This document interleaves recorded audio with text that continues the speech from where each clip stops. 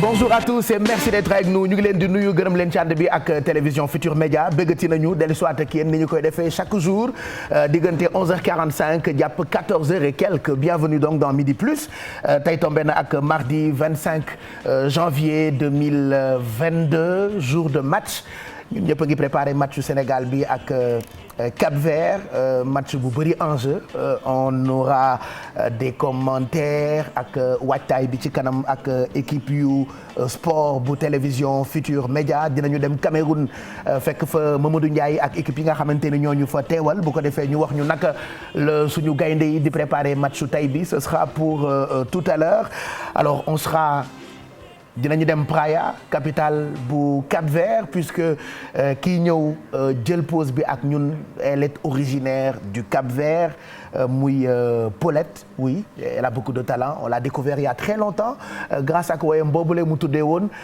Maskimal rappelez-vous waaye nag mënuñoo ibbee gaynde te duñu àndandoo aussi ak supporter yu équipe bu Cap-Vert boo tuddee Cap-Vert sa xel dafay dem ci Maria Julia.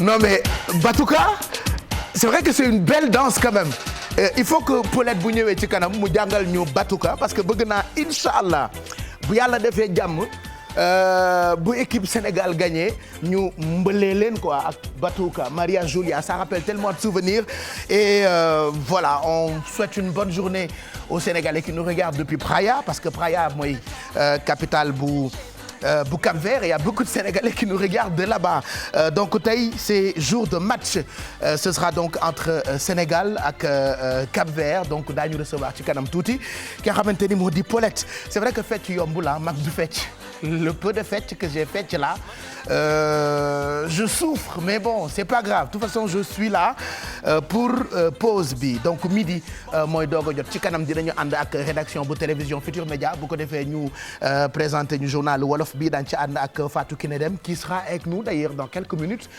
pour jox ñu li nga xamante ni moo di titres yi parmi sujets yu ñu leen préparé bokk na ci comme je l'ai dit tantôt daañu dem fekki Mamadou Ndiaye fi nga xamante ni moo di Cameroun on fera le tour d'un marché boo xamante ni mu ngi nekk Bafoussam foofu nag ñoom seen life yëpp dañ ci boole di lekk yàppu àll ñu tuddee ko viande de brousse alors dañuy lekk jaan regardez c'est vrai que dëkk bu nekk ak culture culinaire am ñoom dañuy lekk jaan dañuy lekk jinax voilà dañuy lekk antilope donc on a fait un tour donc dans ce marché xam nga àdduna moom culture lekk culture la xanaa xam nga am na dëkk yoo xamante ni boo leen ne dañuy lekk nag daf leen di jaaxal donc du coup ñun tamit bu ñu gisee ay lekk yoo xam ni peut-être duñu ko lekk mën nañoo jaaxal donc on vous parlera donc de ce marché mu ngi tudd Carrefour Banjum xam naa nag maamu toog ingénieur de son bi ci télévision Futur Média fa ñu jógee Carrefour Banjum Magadum Carrefour donc un marché qui se trouve donc à Bafoussam on fera le tour ak Mamadou Ndiaye et puis suñu gaynde yi pare nañu voilà pour jouer contre Cap-Vert ce sera à partir de 16h donc Kalidou Koulibaly am na lu mu ci wax par rapport ak huitième de finale yi dinañ ci déglu ay explications yu Corombaar Ndiaye Seck tey c'est le grand retour de Corombaar Ndiaye elle est derrière voilà après presque des jours d'absence et de lune de miel elle nous rejoint elle nous retrouve plutôt ak li nga xam ne def na ko jëm ci waajtaayug match yi match Sénégal ak Cap-Vert et puis vous rappelez que waa 1xBet ñu ngi amal ay fan zone un peu partout à travers Dakar donc c'est le moment où jamais bu ngeen demee ci fan zone yu 1xBet ngeen mën a profité ci jeu bi nga xamante ni c'est un jeu sportif tentez vos chances pour avoir de l'argent ak code promo bi nga xamante ni mooy CAN Sport wala ngeen participer ci promo bi via seen ordinateur de bureau wala seen téléphone portable wala ngeen télécharger application bi di 1xBet et puis vous aurez toutes les informations concernant méga promo bi nga xamante ni mu ngi jëm ci Coupe d'Afrique des Nations et que moom la leen 1xBet jagleel donc 1xBet ak seen ay fan zone tout le monde a une chance n'oubliez pas donc code promo bi di 221 CAN et vous pouvez faire beaucoup d'argent 1xBet ku ne xam na ni c'est un site de paris en ligne et que voilà tout ce qui est jeux sportifs dina leen permettre ngeen tenter seen chance pour gagner de l'argent. Donc ça c'est important surtout ci bisu match yi matchu Sénégal yi bu ngeen ci profité wee di ngeen am vraiment ay enveloppe yu leen di mën a bégal. Et puis fàttaliwaat leen ni boobu ba tey ñu ngi sensibiliser Sénégalais yëpp ci wàllu tali bi ci wàllu dem beeg dikk bi ñu ngi ci ànd ak Pagotrans xam ngeen ni Pagotrans nag mooy programme d'appui à la gouvernance dans le secteur des transports terrestres du Sénégal ñu tuddee ko Pagotrans. Alors Pagotrans nag Union européenne moo ko financé ngir jàppale ministère des infrastructures des transports terrestres et du désenclavement pour améliorer comportement wu dawalkatu oto yi ak ñi nga xamante ne ñooy jëfandikoo tali yi fii ci Sénégal projet bi nag dafay intervenir daanaka ci ñeenti thématique bu ci njëkk bi kaaraange gi ci tali bi tubaab di ko tuddee sécurité routière am na itam surcharge à essieu nga xam ne surcharge yi mën na indi tali bu yàqu ndax nag at bu jot dinañu dépenser ngir toppatoo tali yi ak defaraat lu toll ci 50 milliards loolu nag mën nañu ko éviter ci kaw ñu moytandiku surcharge yi loolu itam bokk na ci sensibilisation ak thématique yi nga xamante ni Pagotrans actuellement mu ngi ci environnement ak santé oui ñi nga xamante ni ñoom ñoo ci liggéey de façon professionnelle baax na itam ñu jàppale leen ci seeni environnement ba seen wér-gu-yaram mën a normal ñu mën di liggéey comme il faut parce que wàllu dem beeg dikk am na ay particuliers waaye am na ñoo xam ne ni itam loolu mooy seen liggéey ba noppi itam renforcer les femmes dans le secteur du transport. La dernière fois je disais fu ñu seenee jigéen buy dawal camion par exemple daf ñu impressionné parce que souvent dañu jàpp ni ay liggéey yu góor la bu ñu gisee jigéen buy dawal autorail wala jigéen boo xam ne day dawal bus ça peut nous impressionner donc Pagotrans itam mu ngi renforcer jigéen ñi ci secteur u transport d'ailleurs fan yëpp mu ngi amal ab tournée de sensibilisation ci garage yi nekk Sénégal yëpp di dem di tase ak ñi nga xamante ni ñoo nekk ci garage yooyu le di leen gën a ñaax ngir ñu gën a mën a moytandiku yenn ci accident yoo xamante ni ñoo ngi koy seetlu fii ci Sénégal ku ne xam na ni ci route sénégalaise yi plus de 800 accidents wala ay nit dañu faatu par année yooyu nag bokk na ci li Pagotrans bëgg invité Sénégalais yi ñu changer comportement muy chauffeur professionnel wala sax particulier donc loolu programme bu am solo la boo xamante ni da ngeen ci bàyyi xel Pagotrans ci lay dox boobu nag ba tey allez on prépare notre match oui xam nga match moom bu amee ñun ñëpp ay coach la ñu nekk ku ci nekk ak li nga ci xalaat mais bon c'est normal nous sommes tous 12e gaynde sunu suwee mooy équipe bi indi coupe bi mën na nekk mënul nekk l'essentiel est que tey Sénégal dina jouer 8e de finale am ci diggante ak Cap-Vert sunu gaynde yi nag nee ñu pare nañu pour victoire le jeu sénégalais sera selon Kalidou Koulibaly lay Corombaar Ndiaye bindam yi yow bala waa ji takkee ba tey sa bind yi dafa soppeeku kenn xamul loo bind nii waaye yàlla baax na l'essentiel est que Kalidou Koulibaly joxe na xalaatam ci match bi tey nar a am ci diggante Sénégal ak Cap-Vert Coro Seck. Huitième de finale Coupe d'Afrique des Nations bi am ca Cameroun équipe nationale bu Sénégal pare ngir jàkkaarloo ak Cap-Vert ki nga xamante ni moom mooy tàggat ndaw yu Sénégal yi sax wax ni. lépp rek yem na ngir ñu mën a jàkkaarloo ak requin bleu yi. Oui, nous sommes prêts. Nous avons bien travaillé vendredi. waaw ci match bi nar a dox suñu digganteeg waa Cap-Vert noppi nañ ndaxte boo ko seetlu àjjuma ji passé amal lañ ci ab tàggatu bu am solo bu méttee métti itam démb rek ñaari séance entraînement amal nañ ko yu am solo. li ko waral nag dañu xam équipe bu Cap-Vert bi bu baax a baax ndax at yi weesu rek jot nañu fubal ak ñoom ñeent jàpp juróomi yoon ñu gis ne équipe bu taxaw la jox nañ leen cër bi war ndax xam nañ ne match bi du yomb. L'étroitité qu'il y a entre le Cap-Vert et le Sénégal donne encore beaucoup plus de saveur à ce match-là. mu mel ni nag boobu ak léegi jeu bi Sénégal di wane dalul xel waaye ñoom ñi sax di wax ni dinañu soppi xar kanam ngir rek daal di mën a am ndam ci seen digg ak Cap-Vert. On sait qu'on a à cœur de passer ce tour-là. Notre premier objectif était... waaw fi mu ne nii mënees naa wax jot nañ suñu objectif bu njëkk bi ne woon ñu jóge ci phase de poule yi jamono ji nag jóge nañ foofu fas nañ yéene gën a taxawaat itam ngir wéyal compétition bi gis nañ ne rek match bi metti woon na waaye nag dañu bëgg a wan askan wi ne am nañu suñu place ci Coupe d'Afrique bi. On a à cœur de montrer à tout le monde qu'on a notre place ici et qu'on veut aller très loin dans cette compétition.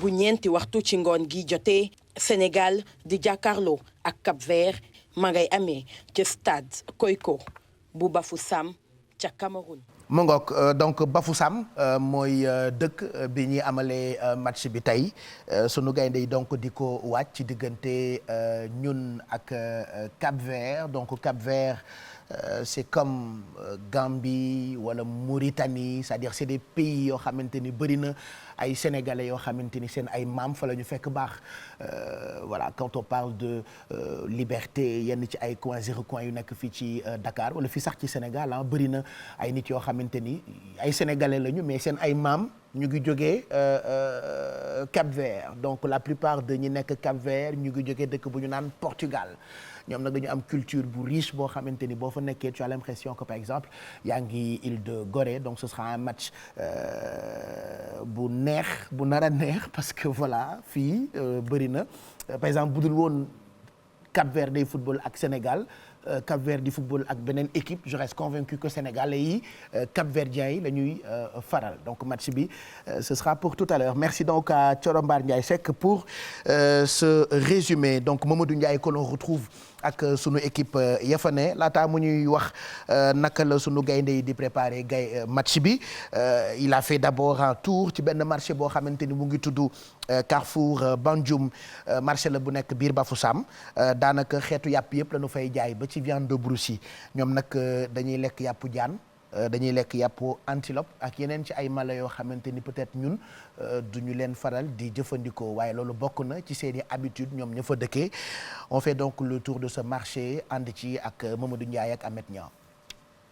ci booy dugg si ci dëkk bii di Bafoussam du sori lool yoonu aéroport bi am na ab rond-point bu mag bu ñu duppee Carrefour Banjum fii nag la ñuy jaayee xeetu ndawalu rabu àll yépp am na ndawalu jaan am ndawalu kaña am ndawalu signeel am kéwal am na it tamit yu ginaar yi nga xam ne dañ koy yar ci seen village yi. la viande de brousse. am nañu ndawalu rabu àll yi lu ci mel ni kooba am nañu jaan yu mag yi am nañ signal am nañu kaña yeneen xeetu sax ndawal yoo xamante ni ci jaan la ba tey am nañu ginaar yu nekk ci village yi am nañu tamit ay kéwal. tout ce qu'on vend. njëg gi nag donte ñoom nee nañ léegi dafa yokk waaye ñu ngi koy jaayee diggante téeméer ba ci 2000 francs xaalisu Cameroun. il y a 1000 francs il y a 1500.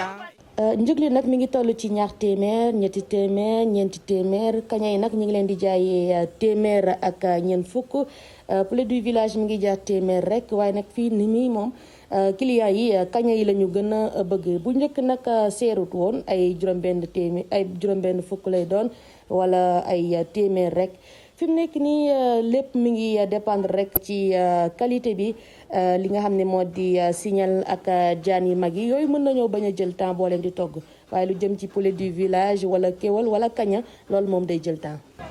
ça prend du temps aussi. mu nekk béréb boo xamante ni ñu ci bari taamu nañ ko ñoom camerounais yi ñu ci ëpp dañuy jóge fu sori ngir rek di jëfandikoo si lii du ndawalu rabu àll yi. la tête de l'hérisson. ici là. lii bopp signal la moom laay lekk nii saa ma fi ñëwee rek moom laay jël bopp signal bi neex na lool ni ngi jaar 3 téeméer waaw boo ko booleeg ndawal loo xam ne la lu neex la. waaw man de pooju kéwél laay lekk nii cher na lool waaw ndawal lu baax la nag moo tax mu xaw a jafe waaw lu baax lu ne day jafe pooju kéwél bi neex na lool saa ma fi ñëwee moom laay jël. mais tout ce qui est bon est cher, tout ce qui est bon est cher. ndawalu rabu àll ñoom camerounais yi tàmm ko lool rawatina fii ci Bafoussam ñoom sax am na ab wax ju ñuy tooñantee ci seen biir gannaaw boo lekkee ndawalu àll ba pare danga ciy teg ab bière bu sedd ngir rek am bés bu neex. man ñi laa bëgg lekk kaña xam nga lekk sa signeel digale kook yàpp jaan xam nga pare soulagé ak sa benn butéelu beer. C'est une question de culture hein, et d'habitude maintenant quand mbir nekkul sa yëf mën na laa choquer wala mu jaaxal la mais eux ça ne leur choque pas parce que voilà loolu mooy seen ay habitudes alimentaires lekk kaña saaf kaña lekk ko wala fekk jinax rek rey lekk ñii dañ koy saaf ñii def ko ay sauce regardez pour certains ça a l'air pas délicieux mais c'est délicieux pour eux donc Mamadou Ndiaye moo fa demoon moom nag shop na shop boo xamante ni comme c'est un journaliste averti lii bu ci ñamul lu ma leen waxati bu leen ko gëm leer na ma ni ñam na ca Ahmed Niang bi mu àndal sax xale bu règle la mais xam naa Mamadou Ndiaye c'est juste pour me contrer pour bu ëllëgee mu ne la oui man lekk naa yàpp jaan non jaan lii lay saf parce que xale bee bëgg werante ci bëgg weranteem bu ñibbisee Sénégal jaral na koo lekk kaña moo tax fan yii yëpp maa ngi koy gis ci image yi mu ngi mel ni kaña jeex tàkk ndeysaan ndax liggéey bu bëri donc Mamadou Ndiaye merci pour ce beau reportage réalisé dans ce marché nekk fi nga xamante ni moo di Bafoussam marché bi nag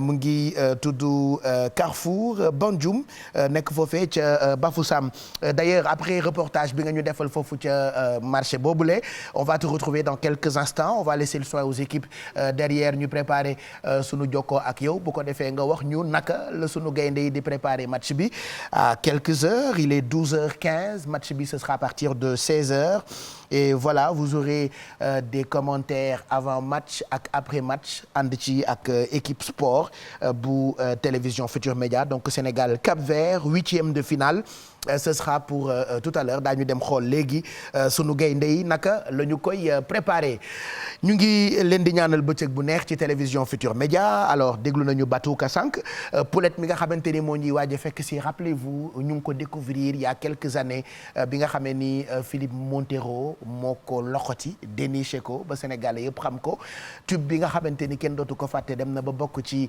classique yu musique sénégalaise mooy Maskimal alors Maskimal c'est une belle chanson boo koy fecc da ngay def deux pas c'est vrai que genre musical bu ne xew na fi am na ay jamono sénégalais yi à l'époque dañ daan fecc pachanga dañ daan fecc charanga dañ daan fecc musique cubaine moo fi xewoon c'est-à-dire ni musique naija bi ak afro bi xewee am na ay jamono musique cubaine moo xewoon ñu dem ba mu yàgg musique cubaine bi indi salsa mbalax xew léegi waaye léegi daanaka déggatu leen salsa mbalax et pourtant il y a des artistes salsa qui font des spectacles et qui cartonnent après jamono dox sénégalais yi jëlante ak musique des îles musique cap-verdienne bi Zouklov Kabolov rappelez-vous am na ay jamono yoo xamante ni Kabo dafa xewoon Zouklov xewoon ñu dem ba mu yàgg tuuti defe naa lu ko jiitu jëlante woon nañu ay jamono ay années 90 ak 2000 ak musique française jëlante ak ay ñoom Céline Dion ak ñoom Pascal Obispo ak comme ñun moom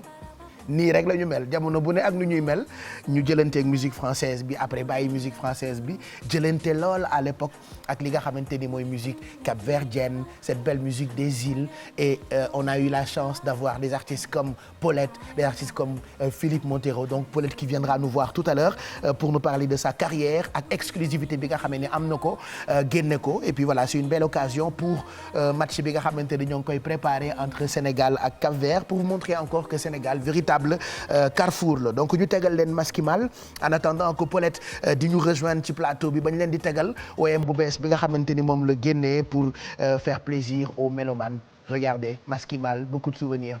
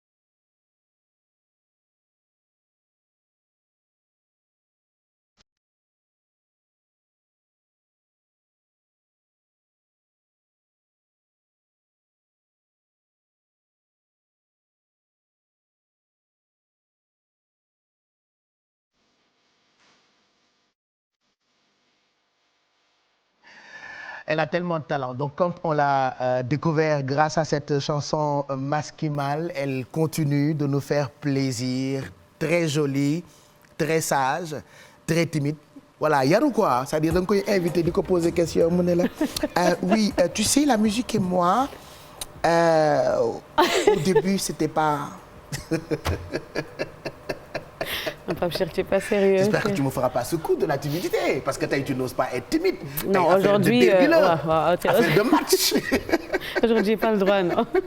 Bon, avant de commenter, avant de te fatiguer, parce que tu as de beaucoup sonal, avant de te fatiguer, avant de parler de cette nouveauté, je n'ose pas parler de retour, parce que bon, tu es Yangifi, mais quand même, tu as sorti un nouveau truc qui annonce de très grands projets avec Paulette. Je suis très content de te retrouver, ça fait longtemps. Voilà, tu fais plaisir avec la belle voix, on parlera de tout ça. Mais nous baillons le nuyo avec téléspectateurs, internautes, toutes ces personnes qui nous regardent. Les Cap-Verdiens et les Sénégalais qui nous regardent. Et aux chrétiens, et bonjour, et voilà. Bonjour Paulette. Je dirais bonjour, salam alaikum, bon dia, toute gente.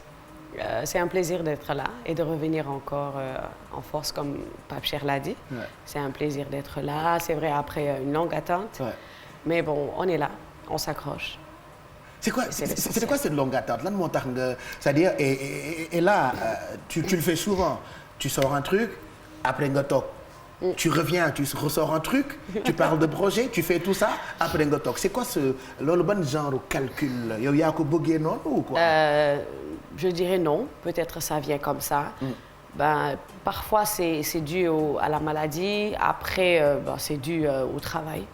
Parce qu'après aussi une longue attente, après je dois encore bosser, les répétitions par-ci. Et aussi, il y avait aussi les tournages qui me bloquaient un peu, avec le tournage avec Marodi, Une femme, un mari. Alors c'était un peu compliqué d'allier les deux. Mais, bon, les tournages de série, mes répétitions, voilà, et ma petite vie de famille. J'étais obligée même de transférer les enfants à Baobab. Non. Ah bah oui. Pour nekk ci jàmm quoi. Pour mener liguer comme il faut. Oui, les laisser le soir, la nuit, wóorul dara. Ah oui. Alors j'étais obligée de faire ça. Mais aujourd'hui, je rends grâce et c'est vrai que j'ai découvert autre chose, une nouvelle Paulette. Et voilà, on essaye. Alors, on avance. Paulette bi ñu xam mooy Paulette bu timide bi, Paulette bu sage bi. Ouais, c'est bizarre. Paulette bu cool bi. Après ñu découvrir beneen facette à travers le cinéma, les séries qu'on voit à la télé. Voilà, c'est une reconversion. Non, tu étais aussi passionné de cinéma, de tout ça. Moi, je ne sais même pas parce que même moi, je me suis découvert à travers le cinéma parce que c'est un ami qui m'a dit, toi là, bon, on a grandi ensemble, mais toi, il faut que tu essaies le cinéma. J'ai dit, moi, je n'ai rien à voir. Et pourtant, quand je suis allée faire le casting à Marodi, la femme, elle m'a fait, mais où vous étiez? Pourquoi vous ne faites pas de cinéma? Je lui ai fait, ah bon? Bon. Parce que tu as cartonné, quoi. Oui, elle est venue, elle m'a fait, oui, après, une semaine après, ils m'ont fait, votre profil a été retenu. J'ai dit, ok. Comme ça? Bizarrement, et voilà. Sans que bizarrement que moi j'allais faire. C'est vrai que j'ai participé à une série avec RDV, Les Folies de Bijoux, mais ça c'était... C'était il y a très longtemps. Oui, très longtemps ça. C'est vrai qu'actuellement les séries elles cartonnent. Elle cartonne beaucoup, il y a beaucoup d'acteurs. Moi, je me rappelle, j'avais participé dans une série qui était produite par la chaîne il y a très longtemps, qui s'appelait Double Vie, qu'on diffusait ici, sur TFM d'ailleurs, chaque semaine. Et quand on parle de série, j'ai travaillé avec un artiste qui a joué un rôle dans cette série qui s'appelle Super Sed, je ne sais pas si tu connais. Je le connais très bien. Tu sais, hier, j'ai regardé un reportage. Moi aussi, je l'ai vu ce matin. Et ça m'a touché. J'ai vu ce reportage. Je te jure, c'est un reportage qui m'a tellement touché. Ça m'a trop touché ce matin. Que j'ai regardé, j'ai dit, oh là là, Super Sed, sérieux. Ouais. Mais bon. Très beau, beaucoup de talent. Avec la tchad, les filles. Ah non, mais je te jure. Les filles étaient tellement derrière lui. Et en plus, c'est vrai, comme il le dit, il était vraiment allé sur la moto. Mais comme on dit, tchatrek. Il était à l'aise, il était... Mais quand ça vient, ça vient. Je pense qu'on va ouvrir une parenthèse Super 7. On le recevra très prochainement. Mais reportage bu ñuy wax mag Paulette. Il a été réalisé par nos confrères de BBC. Voilà, ce sera notre vue quelque part parce qu'il m'arrive de vous proposer des vues quelque part, des reportages que je vois réalisés par d'autres chaînes. Super 7 nag nekk un rappeur, un artiste. On a travaillé ensemble, lui et moi, dans Double Vie il y a très longtemps. Regardez reportage bi moo ko gis et puis après on fera nos commentaires. Juste vous rappeler que tey Sénégal ak Cap-Vert quoi, voilà, face à face en attendant le match de cet après-midi. Et revoir ma fille après 3 ans au Sénégal. Donc elle a fondu en larmes. C'est le plus beau cadeau qu'on puisse m'offrir.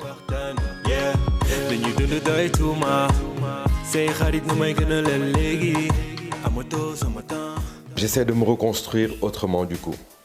J'ai mis un terme à ma carrière musicale, ce que mes fans ne veulent pas entendre, ni ma famille, ni personne d'ailleurs. Mais je vais essayer de transformer ce malheur en force.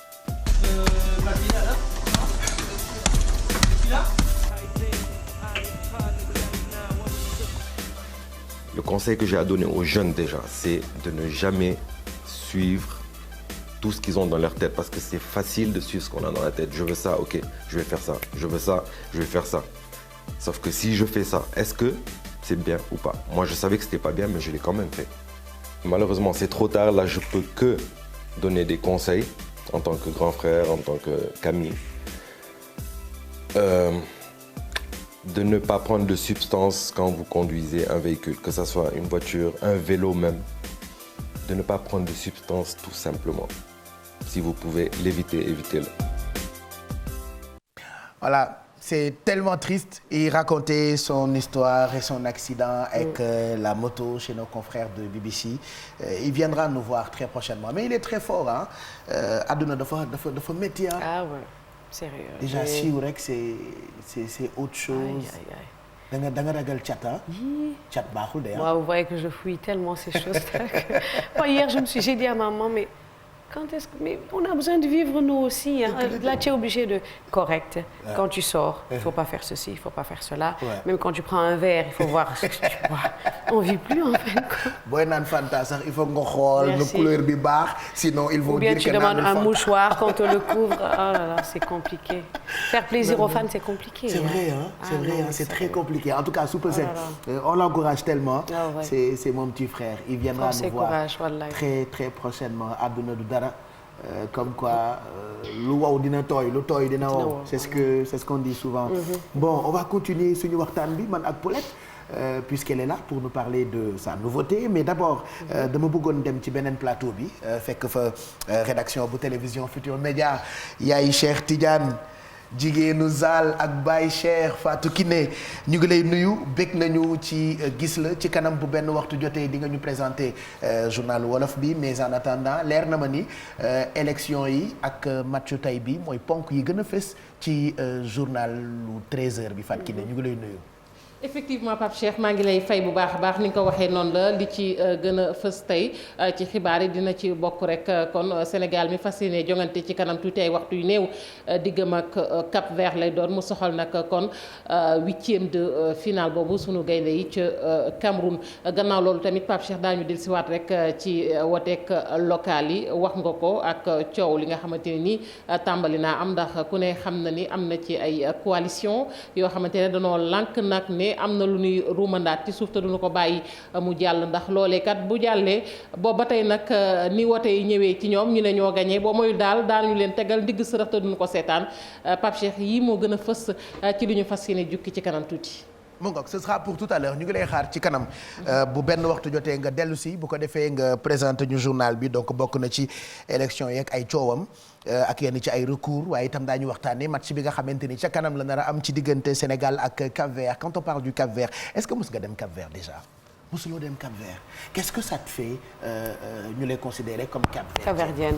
Alors que tu es une vraie Sénégalaise. Voilà, fi nga juddoo fi nga màggee tes enfants même chose sans que je l'ai dit. C'est comme quand on voit ay nit yu am ay maamu libanais. dañ leen di wax ay libanais alors que c'est des Sénégalais. Qu'est-ce que ça te fait lan la lay def.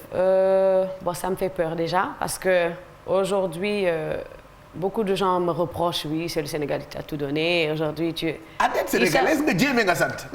Ils savent, mais c'est ce que je leur dis, mais je ne refuse pas que je suis sénégalaise, mais je ne peux pas refuser aussi que de mon peu Cap-Vert aussi. Oui, voilà, oui, mais je suis sénégalaise, je suis née ici. Et même quand je suis allée à Bissau, il y a beaucoup de gens qui pensent que moi, je ne suis pas née au Sénégal. Ah ouais? Ils me disent, mais c'est sûr. Dans le bateau, j'ai déjà pris le bateau avec mes musiciens. Les gens demandent, est-ce que c'est sûr? Non, parce que déjà français, je pense que c'est ça, sûrement. Voilà. Mais après, vous me dites si Wolof mi dama Wolof bi dëng na tuuti rek mais comme mais non, avant les papas qui te mettaient le symbole, c'est évident que comment tu vas. Oui, c'est presque partout, tout le monde parle français. Le symbole. Donc tu as été à Bissau, ñu foog ñu doo sénégalaise. Oui. Et quand j'ai précisé, mais le problème est que malgré que le papa de ma maman, il est capverdien, mais il est né à Bissau, lui, au fait. Il n'est pas né au Cap-Vert. Alors c'est ça le vrai. Moi, je suis dans les trois, moi, voilà. Moi, je suis... Et du côté de mon papa aussi, mon papa, sa maman, il est Bissau-guinéenne. Alors je suis les... D'accord, Guinée-Bissau, Cap-Vert, Sénégal. Ak Sénégal. Ouais. Genre soupe kànja dëgg quoi. C'est une chance. Ah oui. C'est une chance. C'est une belle chance. C'est une belle chance. Aujourd'hui, comme je dis, les vacances prochaines, il faut que j'aille au Cap-Vert parce que j'ai tellement fait Bissau qu'aujourd'hui, ceux de Bissau veulent prendre. Ceux de Ziguinchor aussi sont un peu fâchés parce qu'ils disent que moi, je me considère comme capverdienne et pourtant pas. C'est vrai. Parce que je parle plus même le créole de Bissau que celui de Cap-Vert. C'est parce qu'il y a une différence entre créole oui, et celle de Bissau, elle est plus lourde que l'autre. Il y a des mots qui sont vraiment... C'est comme Wolof ak Wolof les douze. C'est pareil, c'est la même chose. C'est la même chose. D'accord. Et depuis nga nekk xale ban lakk ngeen di lakk seen kër? Créole bi wala Wolof? C'est tous les deux. Non, le plus le créole. Wala Joola?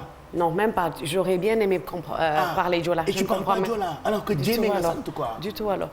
Mais quand même, quand on parle, quand la personne parle, je saurais...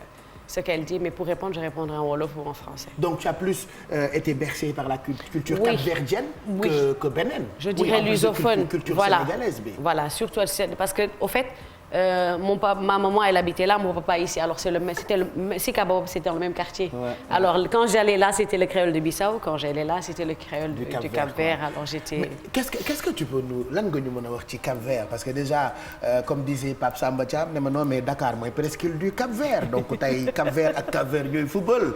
Ma ne ko, attends, tu fais doucement, man ma jàngal la culture capverdienne. Alors, leur langue, c'est le créole? Oui, c'est le créole. Créole la ñuy lakk.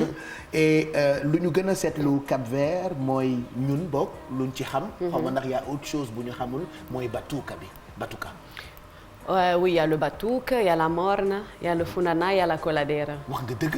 Et tout ça on connaît quoi. Oui, tout ça vous connaissez parce que depuis à la SICAP, le funana vous a bercé, la coladera pareil. Coladera, tout ça. La morne aussi, c'est ce que Césaria Evora faisait, voilà. Ouais. Et ñun batuka bi la ñu gën a bëgg. waaw yéen kay moom gis naa ko temps yi moom ñu ngi sonal après doo ñu batuka comme si. non après ça quand tu dis ça je leur dis. mais di ma jàngal batuka quand même. parce que man tu sais que j'ai vu Madonna. Oui, batuka. Oui, j'ai vu ça, j'ai vu le GDA décidé. Je te jure, hein, comme quoi c'est moom elle dit que mu ko découvrirait Portugal parce qu'elle était partie avec son fils Madonna, elle est partie vivre au Portugal.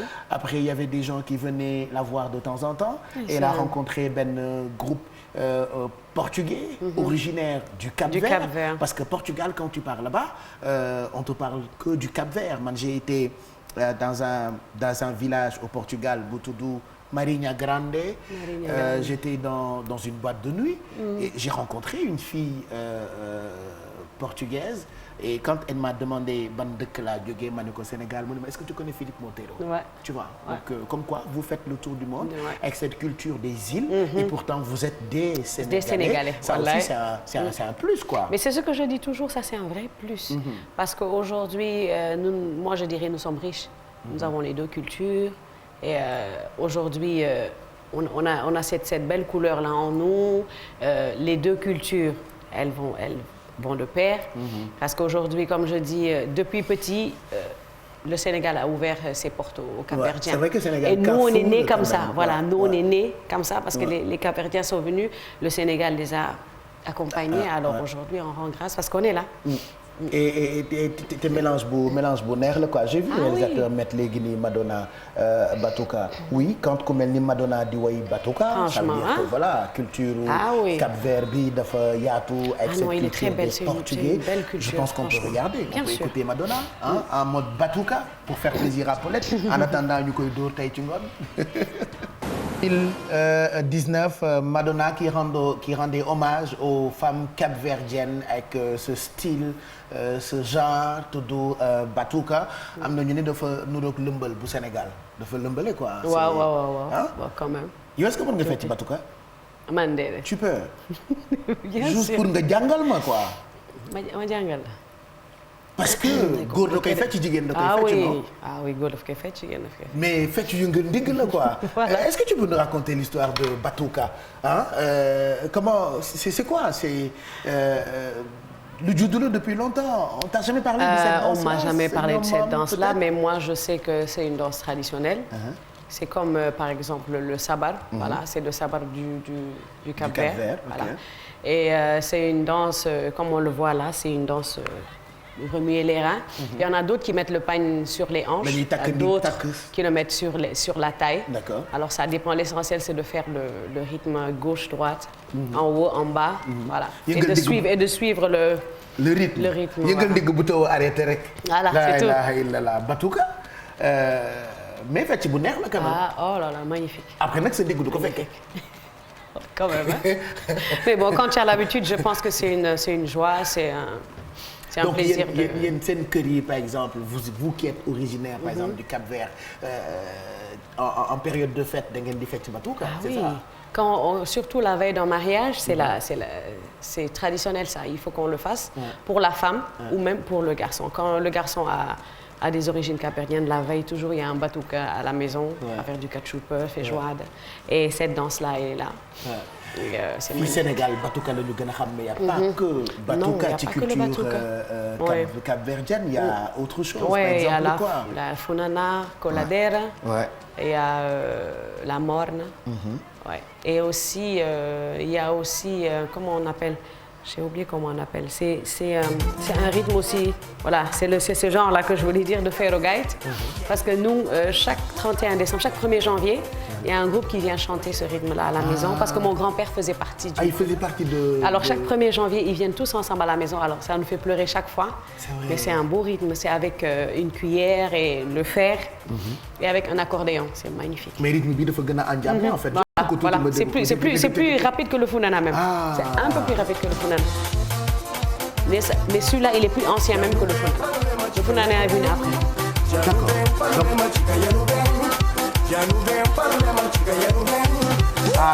D'accord. C'est genre Batuka en funana quoi. Parce que quand tu danses ça, tu as toujours le rythme. Di nga am rythme Batuka bi mais avec un style. Mais c'est avec merci, c'est un peu plus rapide en fait. Ah mais c'est cool ça. Et puis il y a pas que la danse et il y a aussi culture culinaire bu Cap-Vert. Cachupa mooy lan moom. Il y a le cachupa, c'est le comment on dit le traditionnel du Cap-Vert. Il y a aussi de la feijoada. Mais le cachupa c'est déjà le maïs, les 3 haricots. Faba, Congo et haricot blanc, haricot rouge, mélangés avec de la viande. Tu peux faire avec de la viande de porc, tu peux faire avec n'importe quel. Cap-Vert, mais mën nga yar nañ la ci culture capverdienne quoi. C'est sûr ça c'est sûr. C'est vrai que tey je vais te fatiguer avec cette culture capverdienne. Avant de parler de li la fi indi, il faut le rappeler. Tu sors une nouvelle chanson. Woy la buy annoncé ay projet. Et puis comme un hasard tombé tey ak match Sénégal ak Cap-Vert, un match que vous aurez tout à l'heure à partir de 16h. D'ailleurs équipe nationale bu Sénégal xaw ma bu Cap-Vert mais bu Sénégal ñoom ñu ngi koy préparer à fond. Ambiance d'avant match bi laa leen bëggoon woon. Donc match bi ce sera à partir de 16h GMT heure dakaroise. Et Ismaël Sarr qui a rejoint donc le groupe ce matin, paraît-il, selon nos équipes qui se trouvent actuellement à Bafoussam. ñoom sax laa bëggoon ñu fekki suñu envoyé spéciaux yooyu Mamadou Ndiaye ak Ahmed Niang ñu ngi lay nuyu Mamadou Ndiaye. jërëjëf El Hadj maa ngi lay nuyu di nuyu téléspectateurs yu télévision Futurs Médias Sénégal Cap Vert tey la ci bu 16h jotee foofu ca Dakar 17h fii ci Bafoussam mu nar a nekk 8e de finale bi nga xam ne moom la ñëpp di xaar démb ñëwoon nañu ci conférence de presse d'avant match bi Aliou Cissé ànd ak capitaine am bii di Kalidou Koulibaly ñu ñëw wax seen taxawaay mais surtout naka lañ mën a aborder match bi li ci gën a am solo nag mooy Cap Vert équipe bu ñu xam la ndaxte mois de juin bi ñu génn Sénégal joué na ak moom match amical daal di koy gagné ñeenti match yi ñu mujjee joué yëpp Sénégal moo am ndam ci kawam donte Cap Vert ñoom ci seen bopp comme ni ko sélectionneur bi waxee ñu ngi fàttaliku seen ndam bi ñu amoon ci kanamu Sénégal ci atum 2000 la woon tournoi amical Cabral donc mu nar a nekk derby bu am solo boo xam ne moom la ñuy xaar ci 8e de finale yi mais surtout équipe nationale bu Sénégal bi nga xam ne dañuy soxla mu changer beneen visage ndax visage bi mu wone ci premier tour yi nekkul li nga xamante ne moom la kii di sélectionneur bi wax na ko kii di capitaine bi aussi wax nañ ko ci conférence de presse d'avant match bi ñu ngi leen di xaar démb nag amal nañu seen séance d'entraînement bi mujj ñëpp ñëw effectif bi ñëpp ñëw daal di bokk ci entraînement bi xamal nañu tamit ne kii di Ismaïla Sarr ñëw na rejoindre tanière bi donc effectif bi ñëw na donte Ismaïla Sarr xaaruñu ko ci match bi li ñu waxoon mooy diggante quart de finale ak demi-finale waaye balaa ñu faa yàgg il faut ñu gagner tey Cap Vert waaye ñu def ndànk ci équipe yi ndaxte CAN bi mooy CAN des outsiders wala CAN bi nga xamante ni CAN des surprises ndaxte gis nañ ni équipe yi ngay jàppee ni équipe yu ndaw la ñu ñoo ñëw wane seen bopp la preuve Gambie démb moo gagné ñii di waa ñi nga xamante ni ñooy Guinée beneen derby la ñu leen ciy xaar waa Gambie ñëw am seen taxawaay bu am solo ci seen première participation donc ñu def ndànk ci équipe bu Cap Vert demoon nañu seeti aussi ñii di supporter bu équipe nationale bu Sénégal xam ngeen ni ñëw nañ fi am délégation bu am solo buñ fi nekkal comme ni ngeen koy gisee ci image yi supporters yi préparé wu ñoom tamit nii la ñu mobiliser woo di waajal dem fële ca stade Kweko bu Bafoussam di préparé match tey bi nga xamante ni Sénégal dina ko jongante ak Cap Vert xanaa rek balaa ñoo jeexal ñu ñëw ci information bi nga xam ne moo xew fii ci Cameroun diggante démb ak tey ndaxte Cameroun démb doon joué quart de finale am ci digganteem ak Comores match bu metti la woon ak li ci jot a xew yëpp waaye dafa am lu doy waar maanaam bousculade moo amoon ci stade Olembe fële ca Yaoundé ba am ñu ci ñàkk seen bakkan tey presse bi camerounaise bi loolu la xëyee ci rajo yi boo duggee ci taxi yi ci internet bi ñëpp dañuy relayer ñi nga xamante ni ñoo ñàkk seen bakkan ci bousculade bi amoon démb ci stade bu Olembe en tout cas di leen ñaanal yàlla loolu moo fi jot a xam comme xibaar en attendant ñun ñi ngi waajal teel a dem stade jël nañ suñuy test Covid ba pare négatif doog a waajal dem fële ca stade bi ndaxte balaa ñoo dugg dañuy présenter test Covid bu obligatoire pour négatif balaa ñoo dugg ci stade bi. waaw donc merci Mamadou Ndiaye ñu ngi lay gërëm tamit Ahmed Niang ak suñu équipe yi nga xamante ni ñoo nekk foofu ca Cameroun fa la ñuy amalee Coupe d'Afrique bi Sénégal nar a jouer ak dëkk bi di Cap Vert vous aurez les commentaires d'avant match et après match donc ngeen am ko ak équipe sport bu télévision Futurs Médias on félicite équipe bu Gambie parce que démb itam sagal nañ ñu ci terrain bi ñun ñëpp ay Gambiens lañu parce que démb on a supporté cette grande équipe bëri na ay commentaires yoo xamante ni duma ci sori je laisse le soin aux spécialistes ñu defal leen ko ñu def ko ci façon bi ñuy toppatoowee yenn équipe yi il paraît que toppatoowuñu bu baax équipe bu Gambie et pourtant en foot dégg naa ko ci spécialistes yi il n'y a pas de petite équipe voilà donc du coup ay Comores ay Gambie ay Sénégal toujours bu ñu demee ci compétition yu mag yi loolu moo tax ñu nekk surprise pour certains alors que yàgg nañ ñu wax ni il y a pas de petite équipe en foot donc matchu Sénégal bi di ngeen ko mën a suivre bu ca kanamee on est tous 12e gaynde même Philippe Montero il est 12e gaynde Paulette 12e gaynde parce que c'est une Sénégalaise parce que cas bi mooy rappelez-vous am na ay période Sénégal bokkoon ci compétition Philippe Montero woy ne dañuy gagné dañuy gaynde njaay tey nag la cas bi di doog a garaaw kaawu tey bi xaw ma kan mooy gagné je sais pas Philippe woy boobu kan la koy déjee tey il y a ça aussi en fait c'est à lui-même que vous devez poser la question parce que lui il est Montero moi je suis Djemé sérieux mais tu es Paulette aussi tu es aussi Paulette donc regardez lii ça nous rappelle beaucoup de souvenirs moom Philippe Montero moo waxoon dañuy gagné gaynde njaay donc tey aussi ak Philippe Montero dañuy gagné Cap Vert inchallah en tout cas c'est tout ce qu'on souhaite à notre équipe nationale on met cette chanson pour supporter ko wax donc tey dañuy gagné Cap Vert su ma ko jotoon loolu laa koy njëkk a laaj quoi woy bi c'était il y a longtemps mais tey contexte bi uute na kan mooy gagné mais ñun on supporte notre équipe nationale Je rappelle qu'on est tous 12e Gaïndé, Philippe Montero 12e Gaïndé, Paulette 12e Gaïndé, Bakhaw Dioum 12e Gaïndé, mon ami Djibi Thioye 12e Gaïndé. Il me dit ku la bàyyi ngay wax Super 7 il est beau mais il est beau. Il est beau kay. ngay góor wala ngay jigéen bu gisee moromu jigéenam mu bel da koy wax góor bu gisee moromu góoram da koy an tu es beau. Non, Sénégal compliqué na ah mon ami Djibi Thioye il est beau ah mais chat moo ko topp voilà chat moom comme quoi bu duggee rek mooy loolu mais Super 7 viendra nous voir très prochainement ci Midi Plus bi Mado que j'embrasse elle aussi 12e Gaïndé ko mën ngeen ko woo je vais vous donner ça je cherche le numéro de téléphone en attendant ku bëgg maillot Cap-Vert moom fooy dem. Tu sais pas? Non, je sais pas. Faut vraiment vous êtes des supporters pas gentils. Au fait, non, le problème est que nous, on a cherché même des maillots Cap-Vert, on n'en a pas eu. Finalement, c'est des t-shirts qu'on a eu. Bon, franchement, Paulette, tey kan ban équipe ngay faral? Dis-moi quoi. Franchement, ça c'est bon à savoir. Mais t'es une Sénégalaise quoi. Je suis une Sénégalaise, mais aujourd'hui, je ne prends parti pour personne. Mais la meilleure performance gagnera. Mais c'est quoi ces histoires politiciennes? Hein? doon ma dugal non kenn dugalu la tu es à la télé man par exemple Guinée bi muy football ak Sénégal. Je te jure que Guinée laa faral. Ouais mais c'est toi. Déjà Abba indi na ma problème sama papa di woote ne ma ah non. Ma fille, il faut que tu saches que tu es Diémé. Mais il a raison. Là il dit à Abba carrément. Mais Abba il a raison. J'ai dit mais papa toi si tu as pas rentré de mu ne ma déedéet Diémé nga. dëgg la dëgg la. waaw léegi maintenant tu sais ce que tu fais tu mets le maillot du Sénégal. Oui. Tu mets la casquette du Cap-Vert là on peut comprendre. Est-ce qu'on peut m'amener un maillot du Sénégal kër gi Pape Samba Thiorombar Ndiaye Seck je sais pas Khadija Dafé cherchez-moi un maillot du Sénégal elle va porter ça par la force devant tous les oreilles et tous les yeux. Sérieux? Vous allez voir que moom elle tu es obligé de supporter le Sénégal. Mais je suis sénégalaise. fi nga màggee ton passeport kenn defu ci Cap-Vert. Sénégal malgré que j'ai un passeport. maanaam Paulette Diémé Ndeye Paulette sax tu devais t'appeler Ndeye Coumba Paulette. Non mais tu es pas bien. Non mais Ndeye Madame Paulette quoi. Genre tu t'appelles juste Paulette mais Ndeye Paulette la wala Mame Fatou Paulette. wala Rokhaya Paulette. xam nga bu ko defee ñoom Philippe Montero tudd Ablaye Philippe. waaw wala Serigne Modou Philippe Montero. Voilà vous êtes des Sénégalais quoi. Je te jure. Bon, là, tu vas rester avec nous le temps qu'on te cherche un maillot pour supporter notre équipe nationale. Oui, notre équipe nationale à nous, c'est notre puisque équipe. Nous sommes tous Sénégalais. Ben oui. Nous sommes tous 12e Gaïndé. Juste vous dire que qu'est-ce que je cherche? Ah oui, je cherchais c'est-à-dire moi quand je parle, tu sais mon problème, tous les mots veulent sortir de ma bouche. Ah, bah oui. Donc du coup, je fais du coq à l'âne, je veux sortir toutes les informations en même temps.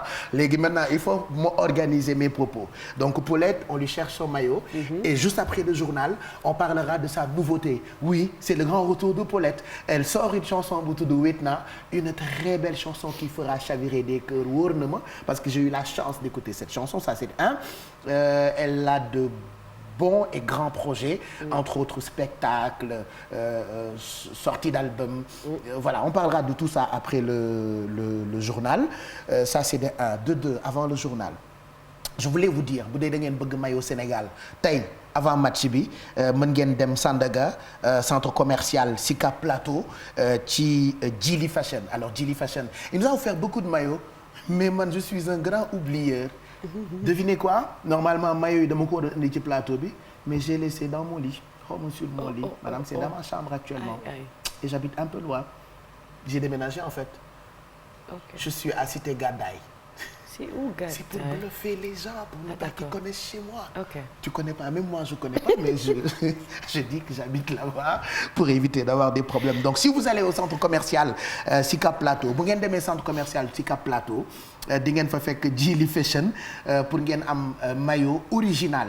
Voilà. Ou bien vous appelez mu livrer leen 77 534 24 31 77 534 24 31 pour ñi nga xamante ni ñoo bëgg jënd maillot original bu équipe bu Sénégal ak Cap-Vert. Match bi ce sera à partir de 16h. Paulette qui prend sa pause tey ci télévision Futur Média. On va se retrouver dans quelques instants pour la suite.